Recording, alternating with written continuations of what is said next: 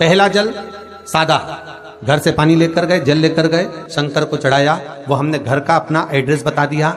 भगवान शिव को जल चढ़ाकर अपने आनंद के लिए शंकर से कुछ प्राप्त कर लिया। दूसरा जल, जल के कलश में थोड़ा सा इत्र डालकर शंकर को जब समर्पित करते हैं तो महाराज घर में अगर कोई व्यक्ति बहुत रोगीला है, बहुत रोगीला, एक शिव महापुराण में, स्कंद पुराण में, नर्मदा पुराण में, भविष्य पुराण में, अग्नि पुराण में, नारद पुराण में, बरहा पुराण में, वामन पुराण में जितनी चीजें लिखी गई है एक एक प्रैक्टिकल कर देखो तो शिव महापुराण, स्कंद पुराण का यह भाव याद करिए कि एक लोटे पानी में इत्र मिलाकर, जल में इत्र मिलाकर, बहुत रोगीला व्यक्ति, बहुत बीमार व्यक्ति है, एक लोटा पानी उसका हाथ का स्पर्श कराकर शंकर को चढ़ाना प्रारंभ कर दीजिए। महाराज केवल 5 या 7 दिन चढ़ाओ और वो 7 दिन के बाद में उस बीमार व्यक्ति का क्रम देखिए कि उसमें कितना आराम लगा है। औषधि दवाई काम करना प्रारंभ करी कि ना करी, केवल इत्र समर्पित, इत्र का जल। तो पहला जल सादा,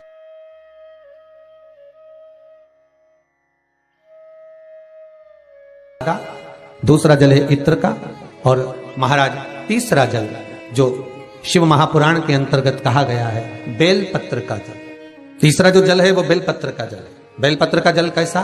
तो महाराज शिव महापुराण की कथा कहती है कि जल के पात्र में एक बेलपत्र अंदर डालकर उस जल के पात्र को ले जाकर शिव को समर्पित करना, अर्थात अपनी मन की कामना भगवान शंकर से कह देना। केवल बेलपत्र के माध्यम, बोलना नहीं है हमको, कुछ हमें कुछ कहना नहीं है।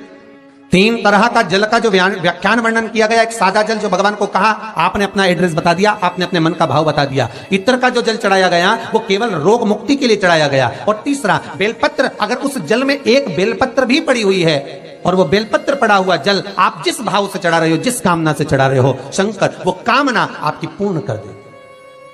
और लिंग पुराण को अगर आप पढ़ेंगे तो उसमें पाएंगे कि लिंग पुराण के अंदर लिखा है कि आप शंकर को अगर जल भी नहीं चढ़ाएं, आप शंकर को वस्त्र भी नहीं चढ़ाएं, आप शंकर को फूल भी ना चढ़ाएं, आप बेलपत्र भी ना चढ़ाएं, अगर शंकर को आपने कुछ भी ना चढ़ाया तो केवल शंकर के मंदिर में 2 क्षण जाकर उस शिवलिंग के सम्मुख में बैठ जाओ, कुछ मत बोलो, केवल मौन होकर उसको निहार लो, केवल मौन होकर निहार लो। बहुत बहुत जो हनुमान जी महाराज को 3 तरह की माला समर्पित होती है, एक आंकड़े के पत्ते की, दूसरी बेलपत्र के पत्ते की, तीसरी पीपल के पत्ते की।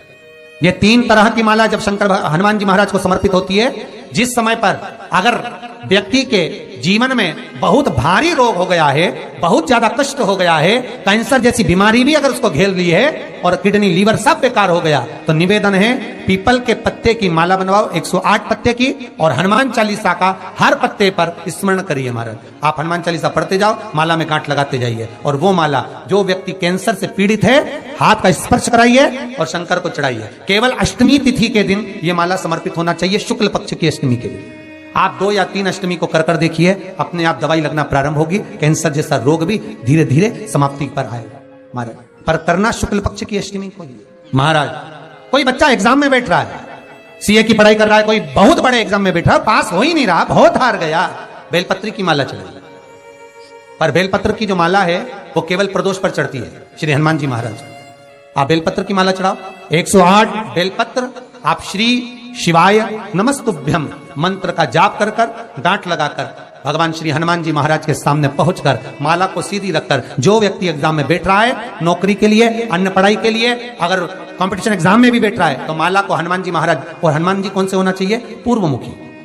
हनुमान दक्षिण मुखी नहीं चाहिए, पूर्व में जिन हनुमान जी का मुख हो वो माला ऐसी समर्पित कर हनुमान चालीसा का पाठ कर 3 बार स्मरण कर माला श्री हनुमान जी को पहना दीजिए।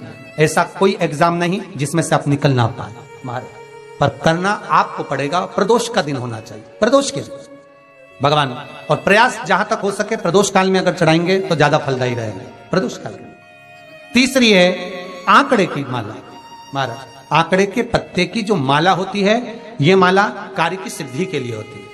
इसमें एक एक आंकड़े के पत्ते पर सीताराम लिखा जाता है, मात्र एक पत्ता ऐसा होता है जिस पत्ते पर सीताराम नहीं लिखा जाता। 108 पत्ते में से एक पत्ता बस उस पत्ते को हथेली में रखकर उल्टा हाथ आपको रखना है और अपनी कामना कर कर उस पत्ते को बांध देना है। ये जरूरी नहीं है कि 25 के बाद बांधो, 50 के बाद बांधो या 100 के बाद बांधो, आपकी मर्जी पड़े उस खाली पत्ते को कहीं पर भी बांध दीजिए और उस माला को अपनी कामना कर कर श्री हनुमान जी महाराज को समर्पित कर दीजिए महाराज। इसके लिए कोई तिथि, कोई दिन, कोई वार निश्चित नहीं है। ये माला जब हनुमान जी को चढ़ जाए तब एक घी का और एक तेल का दिया हनुमान जी के सम्मुख में लंबी बाती का लगा देना है महाराज। एक घी का एक तेल, और अपनी कामना कर कर आप आ जाइए। आपकी वो कामना 2.5 महीना या 3 महीना इससे ज्यादा नहीं जाएगा, वो कामना बाबा पूरी करेगा, क्योंकि शिव और हनुमान ये सब एक ही स्वरूप है। अब आप कहेंगे महाराज जी ये कौन सी पुराण से लिया है, तो आप इसको लिंग पुराण के अंदर देख सकते हैं। आप गीता प्रेस गोरखपुर की लिंग पुराण लीजिए, उसके अंतर्गत आप इसका व्याख्यान वर्णन पढ़ सकते हैं। महाराज एक एक क्रम हमारे शास्त्रों का हम उसको बस ज्ञात करें, हम इधर उधर डोले नहीं। हमारी पुराणों में इतने लेख लिखे गए हैं, उसको ही अगर हमने निकाल लिया तो हम जीवन में सुख पा सकते हैं, हम दुखी नहीं हो सकते। मंत्र कौन सा है जो दिया जा रहा है, वो मंत्र कौन सा है जो प्रदान किया जा रहा है।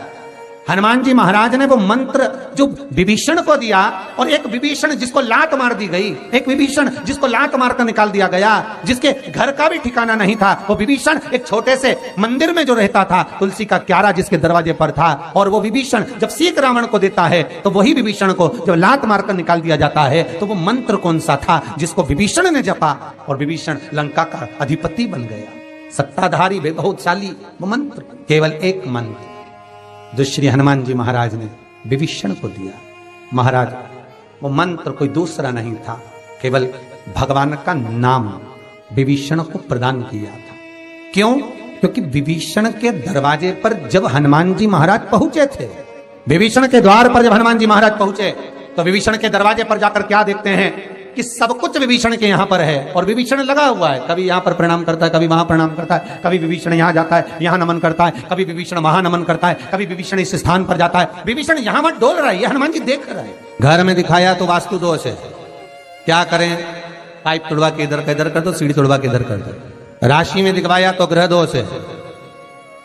सारे दोष मनुष्य को नजर आते हैं और सब कुछ कर लेता है वो, पितृ दोष के लिए भी, वास्तु दोष के लिए भी, ग्रह दोष के लिए भी, पर मनुष्य को सारे दोष नजर आते हैं। जब दुख आता है बस एक दोष नजर नहीं आता अपने कर्मों का कि पहले क्या कर कर आया है, वो भी तो दिखवाओ किसी महाराज से।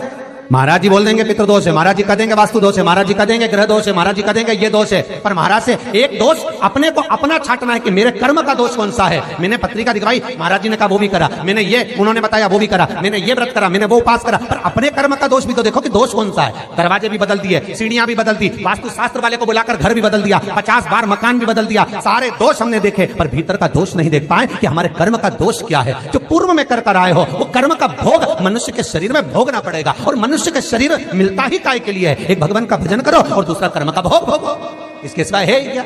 का शरीर केवल 2 कारणों से मिला है, एक कर्म का भोग भोगने के लिए और एक भगवान का भजन करने के लिए। तो कर्म का भोग भी भोगना और भगवान का भजन भी करना है, तो क्यों करना है। तो शिव महापुराण की कथा कहती है कि जितना तुम भजन करते रहोगे तो ये दुख जो आता है ये धीरे धीरे कटता रहेगा, बस भजन से दूर मत होना।